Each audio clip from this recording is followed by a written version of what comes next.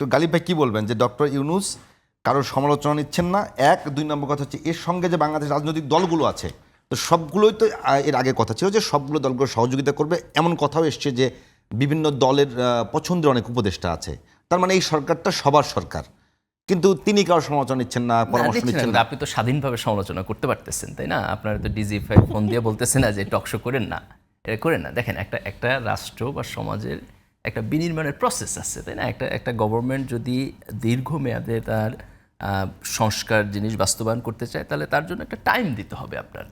তো আপনি মানে এই সরকারটা 1 বছর হয়েছে এবং একটা বিপ্লবোত্তর জায়গায় আসছে।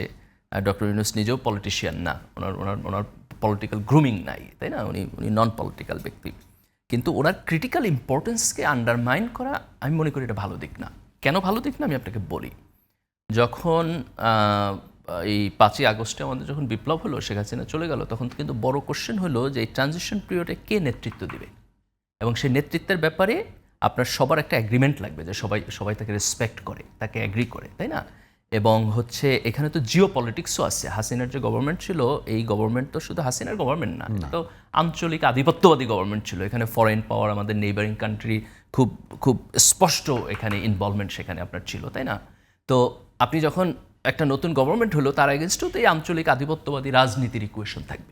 তাহলে এরকম একটা সিচুয়েশনে আমাদের একজন লোক দরকার ছিল যে এই পুরো জিনিসটাকে কাউন্টার করে আমাদেরকে একটা পথ নেভিগেট করবে। তো ডক্টর ইউনূস তো ক্রিটিক্যালি তার পার্সোনালিটির কারণে আমরা সেটা করতে পারছি, তাই না? দেখেন, আপনি তার অ্যাপয়েন্টমেন্ট কোনো পলিটিক্যাল পার্টি ডিসএগ্রি করে নাই, সেইখানে থাকার কারণে আপনি একটা ইন্টারন্যাশনাল এক্সপোজার পাইতেছেন, যেটা আমাদের জন্য অনেক বেশি কাজে লাগছে এখন পর্যন্ত। তো আমার বোধ হয় যে আমি যদি এই রিবিল্ডিংয়ের জায়গা থেকে এটাকে দেখি, ডিসপাইট অফ দ্য ফ্যাক্ট যে বাসুদ ভাই যে পয়েন্ট বলতেছে, সেই পয়েন্টগুলো উনি ফ্যাক্টই বলতেছে, এটার সাথে আমার কোনো ডিসএগ্রিমেন্ট নাই। কিন্তু এইটাকে যদি আমি এই ব্যাকগ্রাউন্ডের সাথে মিলায় দেখি, তাহলে ওনার সমালোচনার যে টোন এবং ওনার সমালোচনার ফাইনালি যে রেটিং তৈরি করে, সেটার সাথে আমি খুব স্ট্রংলি ডিসএগ্রি করি। এবং আমি মনে করি যে আমাদের এই ট্রানজিশন পিরিয়ডে আপনি যদি গঠনমূলক সমালোচনার পরিবর্তে এটাকে একটা অন্য সময়ের স্বাভাবিক সরকারের মতো করে দেখে তারপরে বলেন যে এটা হলো না কেন, এটা হলো না কেন, এটা হলো না কেন, এইটা বরং আরও আনরেস্ট তৈরি করবে, এবং এটা আমাদের যে ক্রিটিক্যাল ডেভেলপমেন্ট, যেই পথের মধ্য দিয়ে আমরা যাইতে চাচ্ছি, সেটার পথে বাধা তৈরি করবে। এই কারণে আমি এটার সাথে অ্যাগ্রি করি না। কিন্তু অ্যাট দ্য সেম টাইম সরকারের সমালোচনা থাকতে হবে। গণতান্ত্রিক যে কোনো এনভায়রনমেন্টের সবচেয়ে বড় জিনিস হলো আপনি যদি তার সমালোচনা না করেন, সে যদি মনে করে যে আমার কোনো কাজের কোনো জবাবদিহিতা নাই মানুষের কাছে, তাহলে তো মানে at the end of the day আপনি দেখবেন যে সিস্টেম ক্র্যাকডাউন করতেছে, তাই না? কেন শেখ হাসিনার সরকার শেষ পর্যন্ত আপনার এইরকম একটা একনায়কতন্ত্রে পরিণত হলো? তার কারণ হলো যে সমস্ত গণতান্ত্রিক ইনস্টিটিউশনগুলো সরকারের জবাবদিহিতা নিশ্চিত করে, সেগুলো নাই। যেমন আপনি ধরেন নির্বাচন, যে নির্বাচনে গিয়ে আপনি জনগণ ভোট না দিলে আপনি চলে গেলেন, উনি তত্ত্বাবধায়ক সরকার ব্যবস্থা বাদ করে দিল, তার ফলে হচ্ছে এই জবাবদিহিতাটা নেই। মিডিয়াকে উনি প্রচণ্ডভাবে আপনার নিয়ন্ত্রণ করছেন, তার ফলে সেখানে সরকারের সমালোচনা হয় নাই।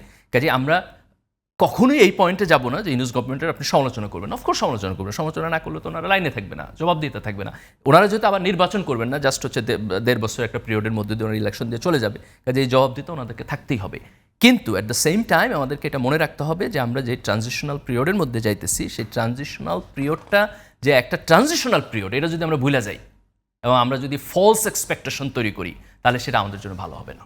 গালিব ভাই একটা বিষয় একটু বলবেন যে গতকালকের যে ঘটনা চকবাজারে যে ব্যবসায়ীকে একেবারে নৃশংসভাবে হত্যা করা হলো, এরপরে বিভিন্ন বিশ্ববিদ্যালয়ে আন্দোলন হয়েছে, এ ধরনের ঘটনা আন্দোলন হোক, সমস্যা নেই, কিন্তু এই বিপ্লব পরবর্তী দেশে গতকাল খেয়াল করবেন যে বিশ্ববিদ্যালয়ের শিক্ষার্থীদের শব্দচয়ন, মিছিলের শব্দচয়ন খুবই নিম্নমানের ছিল। ইটস এ ভেরি ইন্টারেস্টিং জিনিস। ধরেন আপনি যখন নিম্নমান বলবেন, তখন নিম্নমানটা হচ্ছে আমাদের সোশ্যাল কালচার, মুখে উচ্চারণ করা যায় না। হ্যাঁ, সোশ্যাল কালচার, ভ্যালুজ এবং অন্যান্য জিনিসের সাথে আপনি যেটা মিলিয়ে বলতেছেন। তো এটা হয়েছে কি, এই জেনারেশনটা তো আপনার মানে সোশ্যাল মিডিয়া দ্বারা ইনফ্লুয়েন্সড এবং বায়াসড জেনারেশন। তো তার ফলে এই জেনারেশনের একটা নিজস্ব ডাইমেনশন এবং স্ট্যান্ডার্ড আছে। সেই স্ট্যান্ডার্ডের জায়গা থেকে এটা একটা এক্সপ্রেশন। এটা হচ্ছে আমার প্রথম অবজারভেশন। সেকেন্ড অবজারভেশন হলো যে হাসিনার সময়ে তো আমরা খুবই একটা অপ্রেসিভ জায়গার মধ্য দিয়ে গেছি, তাই না?